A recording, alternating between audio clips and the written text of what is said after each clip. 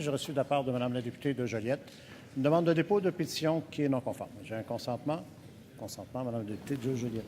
Monsieur le Président, je dépose l'extrait d'une pétition adressée à l'Assemblée nationale, signée par 817 pétitionnaires, désignation citoyens et citoyennes du Québec.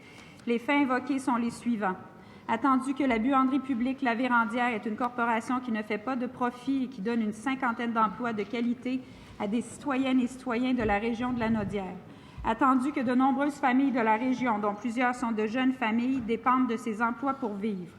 Attendu qu'il a été démontré à plusieurs reprises que la buanderie publique La Vérandière est non seulement rentable, mais qu'elle offre des prix concurrentiels à ceux du privé.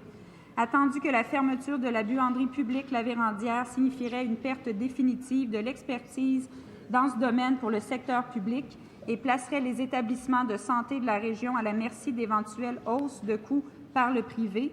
Attendu l'engagement pris par le ministère de la Santé et des Services sociaux en mars 2014 d'aller de l'avant avec le projet de mettre à jour les installations et les équipements, et ce, en accord avec l'ensemble des intervenants du milieu, C3S du Nord de la Naudière, Agence Santé et Services sociaux de la Naudière, fonctionnaires du ministère, employés de la buanderie, etc., attendu que ce projet est autofinancé et ne requiert aucun déboursé de la part du ministère. Et l'intervention réclamée se résume ainsi.